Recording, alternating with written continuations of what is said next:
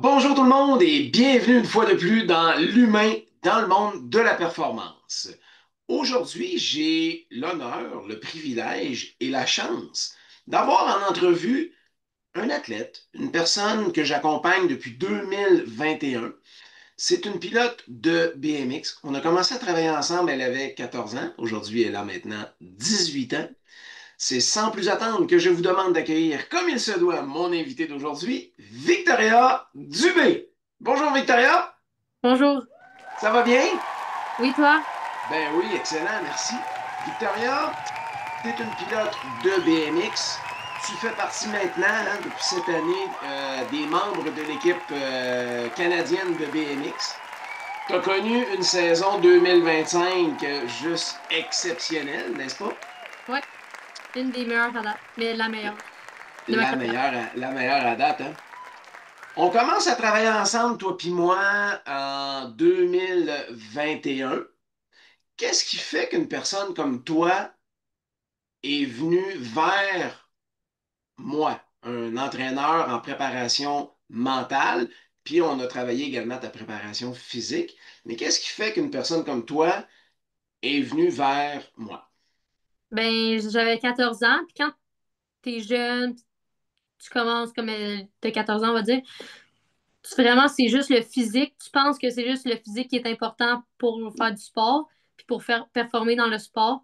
Fait que là, je t'ai connu, puis tu me apporté des éléments vraiment bons pour ma réussite dans le BMX.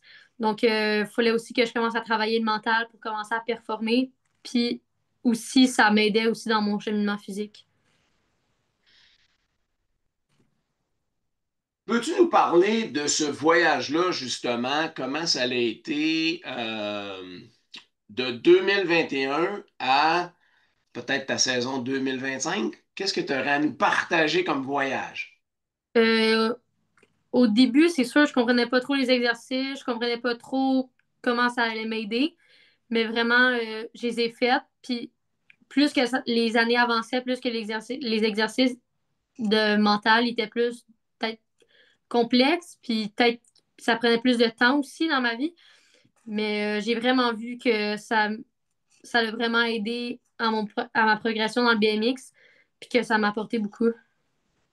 On va revenir, on est en 2022, je ne sais pas si tu te rappelles, championnat québécois, Saint-Jean-sur-Richelieu, Ouais, ton home track, hein, pour ceux qui ne savent pas c'est quoi un home track, on est sur la piste résidente de Victoria, sa famille, tout le monde est là. Ça fait déjà un an qu'on travaille ensemble et arrive le championnat québécois. Première course, on a un accident, on tape dans le virage 1. Tu t'en ouais, rappelles? ouais. Beaucoup de monde disait, ça y est, le championnat est fini, la fin de semaine est finie. Et à ce moment-là, je ne sais pas si tu te rappelles, j'avais tassé tout le monde, puis je t'avais pris à part, puis on avait travaillé justement certains éléments mentaux, toi puis moi, qui ont fait en sorte que tu as terminé deuxième malgré la chute au général de cette fin de semaine-là. Tu t'en rappelles? Ouais. Tu veux-tu nous en parler un petit peu de comment ça s'est passé pour toi à ce moment-là? Ben, quand j'étais jeune, je faisais juste le circuit Coupe Québec, puis je faisais juste le championnat canadien. Fait que le championnat québécois, c'était quand même une grosse course importante pour moi, puis pour mes résultats de l'année. Fait que je suis arrivée là genre pour gagner. Puis c'est ça, première course, j'ai tombé, mais on n'avait pas de finale, parce qu'on était seulement 6 dans une catégorie. Fait que ça le fait que, que c'était un cumulatif des 3 courses. Fait que j'ai pris la dernière position en première course. Fait que j'ai fait 6. J'ai fait 1-1 après. Même si j'avais tombé, j'étais quand même dans l'état de revenir courser. Puis au cumulatif, avec mes points, ça m'a fait une deuxième place au championnat québécois. À partir de cet accident-là, tu te rappelles, j'avais mis l'emphase sur les clés de l'excellence dans le virage 1 Ouais, pendant un an de temps, hein, parce que les courses qui sont venues après, tu rentrais dans le virage 1, tu mettais les freins, puis les gens passaient devant toi. ouais. Et on savait qu'on était en préparation de tes premiers championnats du monde. Euh, Pendant un an de temps, on va travailler les clés de l'excellence du virage 1. Euh, un an après, on est sur le départ de ton premier championnat du monde. Je sais pas si tu te rappelles, tu m'appelles le mercredi. Tu pleurais cette fois-là au téléphone. Là, je te demande, qu'est-ce qu'il y a là? Tu t'en rappelles-tu? Oui. Tu veux-tu nous le dire? Parce que ben, au championnat du monde, c'est pas comme au Québec, dans nos positions de gate, il faut que ça fasse un total de 13 ou 14 points. C'est vraiment comme au hasard. Fait que j'avais à l'extérieur. Fait que j'avais 8-1-8. Fait que ça me désavantageait énormément. Puis j'étais moins en confiance de partir dans cette gate-là. Juste pour que les gens qui nous écoutent, qui ne connaissent pas tout à fait le BMX, il faut comprendre que sur le départ, il y a 8 personnes sur la grille. Donc, 1 à 4 sont favorisés pour l'entrée dans le virage 1. 5, 6, 7 et 8, ben, il faut travailler plus pour venir à l'intérieur. Donc, on se retrouve au championnat du monde, la journée de notre fête. Ouais. On est en gate 8. Heureusement, on est le mercredi. Tu as eu la sagesse de m'appeler. Tu as eu la liberté de pleurer au téléphone, hein? Tu te souviens-tu qu'est-ce que je t'ai dit à ce moment-là? Non. Mais rappelle-toi de tes clés de l'excellence. Rappelle-toi de tes clés de l'excellence. Tu es la seule personne sur la grille. Tout le monde a travaillé leur force, tout le monde a travaillé leur vitesse, mais toi, tu es la seule que ça fait 1 an que tu travailles tes clés de l'excellence dans le virage 1. Ben, maintenant, c'est là qu'on met ça en place. Ouais. Tu t'en rappelles?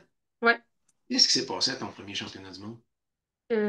Ça fait quand même longtemps, mais je me souviens d'être passée en quart de finale. Fait que j'étais vraiment heureuse, là. C'était mon objectif de la fin de semaine. Puis si je t'avais dit ça quand on a commencé à travailler ensemble, la puissance de travailler avec un préparateur mental, tu m'aurais-tu cru? Peut-être pas. Non, hein? J'étais jeune. Fait que, On continue, on fait la progression, on continue les plans d'entraînement, on continue ces choses-là. Euh, Au fil des années, je te fais ta préparation physique durant la saison morte. Je te fais également ta préparation mentale pendant la saison forte. On va se concentrer sur la saison qui vient de se terminer, la saison 2025. ouais. Elle commence quand pour toi dans le calendrier des compétitions, hein, parce que les entraînements, c'est tel que tel, mais parle-moi de ta première course de l'année. La première course de l'année, c'était National à Rock Hill en Caroline du Sud aux États-Unis. C'était vendredi, samedi, c'était en ABA Future. Fait que c'était les filles à peu près de 14-19 ans. On était sur la Supercross. Puis j'ai toujours été quand même confiante sur cette piste-là. Ça avait bien été. J'ai fait les deux finales. Puis le lendemain, j'ai réussi à me faufiler sur le podium. Fait que une troisième place. J'étais vraiment très heureuse de ma fin de semaine en général. Puis ce résultat-là à Rock Hill, qu'est-ce qu'il y a eu comme conséquence par la suite? Me qualifier avec l'équipe nationale pour aller au championnat du monde. Donc, j'ai eu ma place pour les championnats du monde après la course à Rock Hill. Pour une troisième participation à vie. Ouais. Une fois que ça a été fait, l'équipe nationale te prend sous son aile, la saison commence, vous partez faire une première Coupe du Monde. Est-ce que tu peux nous en parler? J'étais à Sarriá en France pour la manche de la Coupe du Monde 1 et 2. C'était mon On deuxième. est à quel mois? On est à quelle place dans C'était l'année? en juin. En OK. juin Puis cette année, Rock Hill, c'était quand? en mars. En mars. Là, on est rendu en juin. Vas-y. Le calibre était vraiment fort. On était beaucoup de filles. Toutes les Européennes étaient là. On était 54 filles coursant U23. Parce que junior et U23 sont mélangés ensemble. Fait qu'on était quand même vraiment une grosse catégorie. J'arrive là-bas. Je, je pense pas que j'avais de résultats à espérer. Je pense que je me suis plus pour elle. Tu une Mais première expérience en Coupe du Monde. On va aller prendre une mesure d'où ce qu'on est pour après ça ajuster durant la saison en fonction des ouais, championnats du monde. C'était l'objectif quand on est rentré, c'est ça? ouais. Fait que c'était C'est vraiment ça. acquis de l'expérience. Puis première journée, correct. Puis deuxième journée, j'étais allée en la chaîne, puis j'ai tombé. Fait que À l'extérieur! j'ai tombé. Fait que j'ai dû arrêter le BMX pendant 3 semaines à cause d'une tendinite à l'épaule.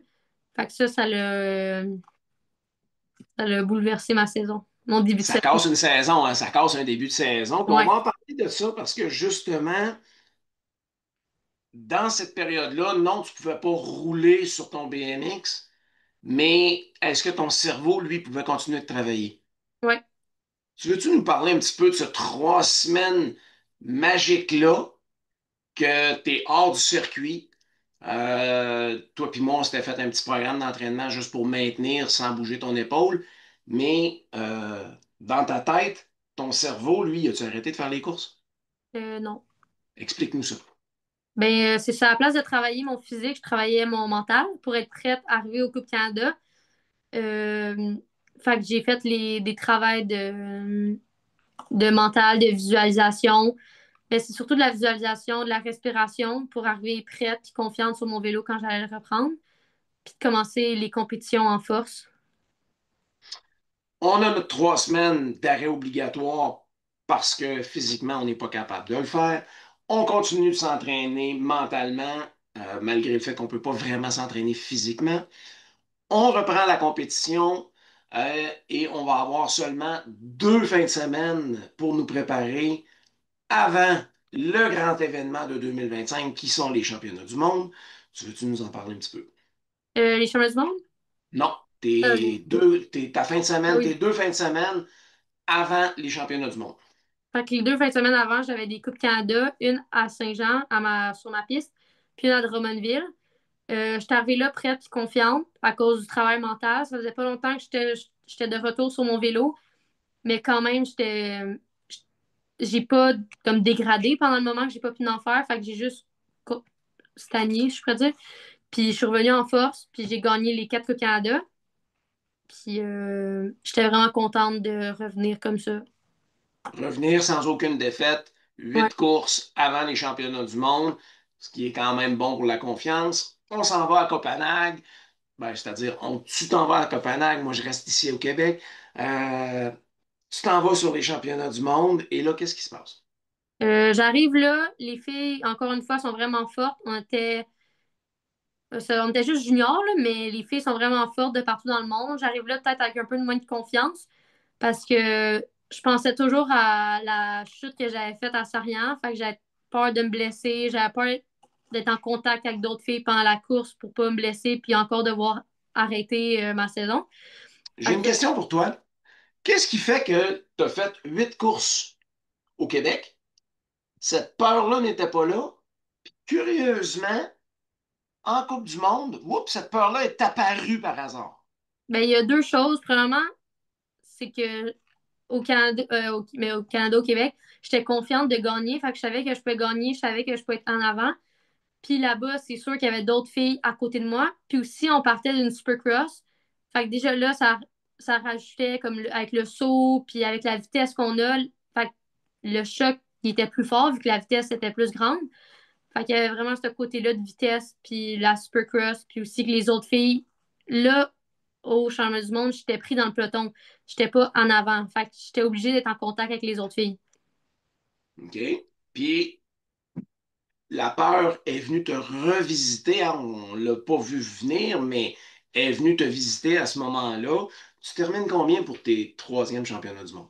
J'espérais faire top 24, puis j'ai pris le 23e rang. Quand même, on a dépassé l'objectif. Hein? Ouais. Et si tu me permets, je vais aller là. Hein? En début de semaine, quand tu es arrivé là-bas, toi et moi, on se parle à tous les jours comme on fait dans ta préparation. Et quand tu me dis que tu as un top 24, qu'est-ce qui se passe entre toi et moi? Euh, ben, tu m'as dit que je pourrais faire mieux. Mais on dirait que j'étais pas confiante, puis ça m'a un peu freiné. Puis même si on parlait des clés de l'excellence ou des outils, Ouais. tu as senti que là, c'était une pression qui venait du coach au lieu de toi parce que à ce moment-là, la peur, tu n'étais pas capable d'identifier, mais Ouais. il y avait un petit quelque chose dans cette semaine-là. Hein. Ouais. Après les championnats, on a eu l'occasion d'en parler. Tu as eu la capacité de nommer hein, cette peur-là. Et on s'est remis à travailler ensemble.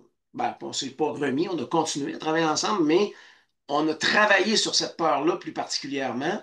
Tu peux-tu nous parler justement, on revient des championnats du monde, on s'en va à quel endroit par la suite? En Alberta pour le championnat canadien, à Saint-Albert. Donc, Ben, c'est ça. Fait que là, j'avais fait beaucoup de travail mental pour le championnat canadien. Parce que je suis arrivée là, puis mon objectif, c'était de gagner. Puis je savais que je pouvais le faire. Puis je suis arrivée vraiment confiante. Fait que j'avais beaucoup travaillé mon mental pour freiner cette peur-là pour les championnats canadiens parce que c'était une de mes plus grosses compétitions de l'année. Puis c'était elle vraiment que je voulais réussir. Puis je voulais gagner. Donc, je suis arrivée là confiante, puis prête, mentalement, puis physiquement. Puis ça a vraiment porté fruit, puis j'ai pu gagner le championnat canadien. Ce qui veut dire pour toi, Championnat canadien. dans quelle catégorie? En junior. En junior. Puis il va se passer un phénomène magique cette fin de semaine-là, qui est quoi?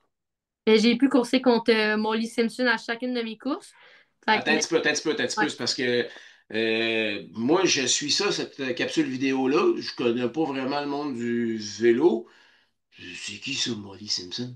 Molly Simpson, c'est une Albertaine. Puis cinquième au championnat du monde. Pas au championnat du monde, mais aux Jeux olympiques. Puis elle est arrivée troisième overall en Coupe du monde cette année. Donc, c'est vraiment l'athlète canadienne super forte.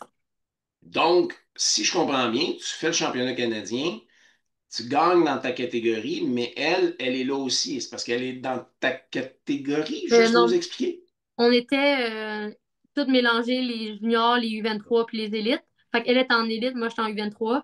Fait qu'à chaque course, j'étais toujours avec elle dans chacune de mes courses. Fait que ça me rajoutait du défi, même si c'est un peu imbattable, là. Mais fait que j'ai pu vraiment courser contre elle puis essayer de rester un peu proche. Mais c'est sûr qu'elle se distançait.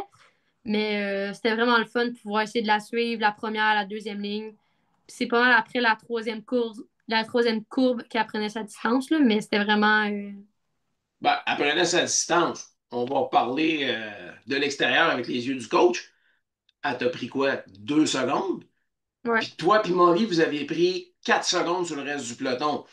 Fait que c'est pas trop mauvais, là. Elle était 6 secondes en avant du peloton, toi, t'étais 2 secondes en avant, en arrière d'elle, puis le reste du peloton était à 4 secondes derrière toi. Donc, je pense que t'étais quand même assez proche, là. Ouais.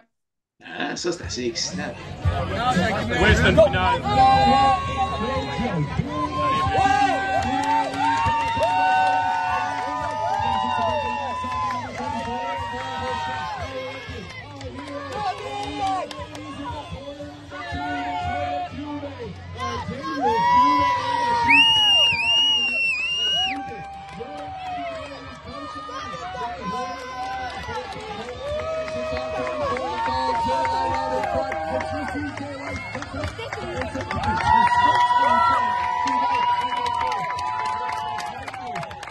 C'est excitant, tabarouette. Donc, on revient des championnats du monde, on gagne le championnat canadien et toi et moi, on continue de travailler sur certains éléments parce que c'est pas parce qu'on a gagné le championnat canadien que la carrière se termine. On continue à faire des Coupes Canada et va arriver la dernière fin de semaine de la saison. Je te laisse la compter. La Coupe du Monde en Argentine. Fait que j'ai été sélectionnée par Team Canada pour aller faire la Coupe du Monde en Argentine. C'est les deux dernières étapes, fait que la cinquième puis la sixième. J'étais arrivée là, quand même, là, j'avais la peur de tomber était plus présente. Fait que j'étais vraiment rendue confiante sur la Supercross, puis sur toute la première ligne, puis avant de rentrer dans le premier virage. Fait que l'entraînement pendant la semaine avec Team Canada, ça a vraiment bien été. J'étais prête en confiance sur la piste. Je savais déjà mes lignes que j'allais faire. La piste était quand même assez technique, mais j'étais prête. J'avais pratiqué avec mon coach de BMX, j'avais pratiqué mes techniques, des lignes au Québec. Fait que j'étais arrivée là prête et confiante. Puis pour les courses, j'ai vraiment. Mon objectif au début, puisqu'on était 24 filles, mon objectif, c'est de me rendre en quart de finale. Finalement, il n'y avait pas de quart de finale. Mais fait qu'après ça, on s'est parlé, toi et moi, puis genre vraiment, je pouvais faire les semi-finales. Fait que j'ai visé les semi-finales pour les 2 journées. Puis c'est ça qui est arrivé aussi. Fait que première journée, j'ai pris une place en semi-finale. J'ai pris la cinquième place. Mais je suis arrivée cinquième à ma semi-finale. Fait que j'étais à une place de faire la finale en Coupe du Monde. Fait que j'ai pris le neuvième rang au total cette journée-là. Le lendemain, première course, j'ai directement passé en semi-finale. Puis à la Attends un petit peu, attends un petit peu, attends un petit peu. On va faire du pouce là-dessus. Qu'est-ce qui fait que ta première course, tu été capable de sauter tout de suite cette étape-là? Qu'est-ce qui s'est passé entre le samedi et le dimanche? Euh, je sais pas. Là, j'étais arrivée quatrième dans la course. L'autre journée, j'étais arrivée cinquième dans ma première course. Tu te Mais rappelles-tu la réflexion que je t'ai fait faire le samedi soir? le saut sur la première bosse. On a mis les clés de l'excellence à un endroit particulier, hein? Parce que comme je t'avais montré les vidéos, saut numéro un, tu levais un petit peu trop haut, puis c'est là que tu perdais de la place. Donc, on parlait des clés de l'excellence, on s'est mis à travailler ça un petit peu plus et tu l'as appliqué le lendemain euh, Ou en dans le finale. concept des clés de l'excellence. Parlons des clés de Euh, l'excellence. Les gens qui m'écoutent souvent m'entendent parler de ça, le concept des clés de l'excellence. Mais c'est quoi ça, les clés de l'excellence? les fils d'excellence, c'est des éléments, des points à améliorer, mais à pas améliorer, mais juste des points dans ta course. Fait que dans une course, pour avoir 30 points, que tout diviser chaque section, comment le corps il est placé sur le vélo pour chaque technique, où aller dans la piste. Puis vraiment, les clés d'excellence, c'est d'en choisir, on va dire, 5 pour une course. Parce que tu peux pas tout mettre en application, arriver à ta course, que sinon tu vas être mélangé, puis tu vas juste commencer à faire un peu n'importe quoi, parce que tu veux tout réussir. Fait que c'est vraiment 5 choses que vraiment tu vas t'appliquer. Ces 5 trucs-là, c'est qu'est-ce qu'ils vont t'apporter à l'étape suivante, puis qu'est-ce qu'ils vont faire que ta course va être bonne. Excellent. Maintenant, on a connu une excellente saison, hein. On a fait 2 participations à des Coupes du Monde et ta dernière Coupe du Monde a été juste merveilleuse, hein. Il y a plusieurs personnes qui te voyaient faire la course, mais qui ne te voyaient pas te rendre aussi loin. Ouais. Et je pense qu'on les a fait taire un petit peu. Ben, je dis on parce que j'étais avec toi derrière, mais bon, c'est toi qui as fait le pilote là-dessus. Et je vais t'amener maintenant sur des questions que je t'ai souvent posées hein, en travail, mais avec les gens avec qui je travaille, pour les premières fois, des fois, ces questions-là sont comme déstabilisantes. Mais aujourd'hui, je te prends au jeu, tu veux-tu jouer avec moi? Ouais. Qu'est-ce qui est important pour toi? Qu'est-ce qui est important, c'est de toujours me fixer des objectifs puis de les réussir. C'est d'avoir du fun sur mon vélo, toujours. Maintenant, je fais pas juste ça pour faire avoir du fun. Quand je m'entraîne, c'est vraiment pour m'améliorer puis arriver prête aux compétitions puis performer. Mais vraiment, pour moi, j'aime la victoire. Fait que performer, c'est important pour moi. Puis juste avoir du fun puis être entouré de mes amis au BMX, c'est vraiment Qu'est-ce que quelque tu as chose. besoin pour te sentir bien sur un vélo? Qu'est-ce que j'ai besoin, c'est d'être prête mentalement, physiquement. Il faut être prête avant d'arriver sur la piste. Il faut être en confiance pour réussir puis pour juste te sentir à l'aise. Euh, aussi, mais encore une fois, gagner puis atteindre mes objectifs, c'est vraiment ça qui font sentir bien, d'être fier de moi. C'est vraiment ça qui est important. Qu'est-ce qui te rend unique? Je dirais le côté mental parce que ça fait quand même depuis que j'ai 14 ans que je pratique ça. Puis il n'y a pas tant de personnes qui entraînent ça, mais depuis que j'ai 14 ans, ça a vraiment aidé mon évolution dans le BMX. Fait que j'ai vraiment commencé à plus performer. Au fur des années, les activités mentales étaient plus importantes, ils prenaient plus de mon temps, ils étaient plus gros, mais ça l'a vraiment payé au final. Je pense pas qu'il y a tant de personnes qui prennent le temps de faire ça parce que ils pensent peut-être que c'est juste le physique dans le sport, mais c'est aussi le côté mental qui est important pour performer. Aujourd'hui, qu'est-ce qui est facile et naturel pour toi? Je dirais tout ce qui est la technique de base, là, fait que des mannes, des sauts, des départs, moulés, c'est vraiment... ça fait 11 ans que j'ai pratique, fait que vraiment, c'est sûr, il me reste à améliorer des choses, là, mais je fais ça naturellement, facilement en course, en pratique, en échauffement. Aussi, la routine avant les courses ou avant les entraînements, fait que échauffement physique, fait que vraiment faire... bouger les jambes, tout ça, puis la visualisation aussi pendant ou avant les entraînements puis les courses. C'est vraiment, ça y va naturellement parce que je le sais que c'est bénéfique, puis je sais que j'ai plus de chances de réussir si je fais ça, puis je vais être fière de moi après d'avoir réussi les mouvements, puis tout ça. Qu'est-ce qui te ressource et te met en joie? Qu'est-ce qui m'en joue? Encore une fois, je dirais être avec mes amis au BMX, c'est vraiment ça que j'aime.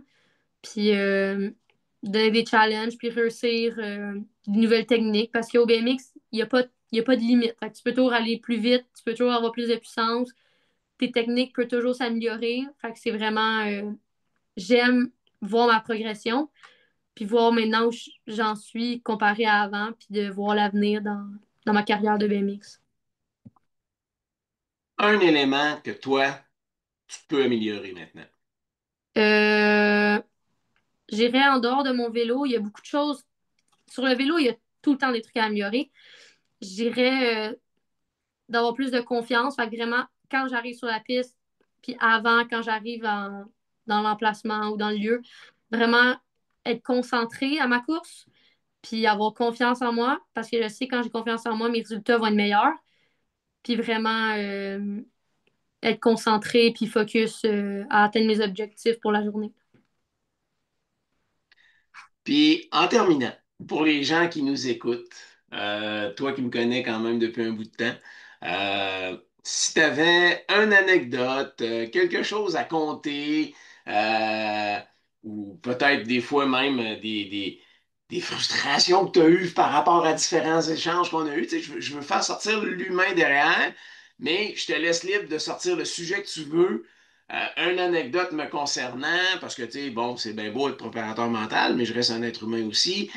Si tu avais une anecdote à partager dans le temps qu'on a eu à travailler ensemble et qu'on travaille encore aujourd'hui, de quoi tu aimerais parler ou partager rapidement en anecdote? C'est sûr qu'il t'arrive beaucoup de choses, là, mais elle que je pense, c'est première fois qu'on s'est parlé.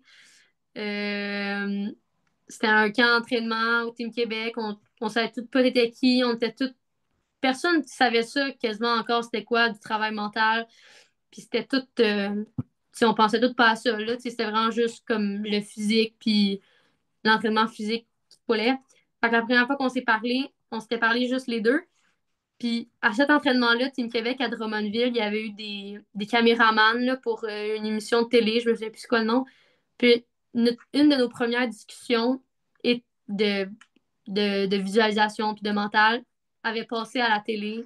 Je me souviens plus c'est quoi le poste, rien, mais je me souviens d'avoir après ça, avoir vu ça à la télé dans l'émission qu'on était. Ah, Caroline, ben, merci de nous avoir partagé cette belle anecdote-là.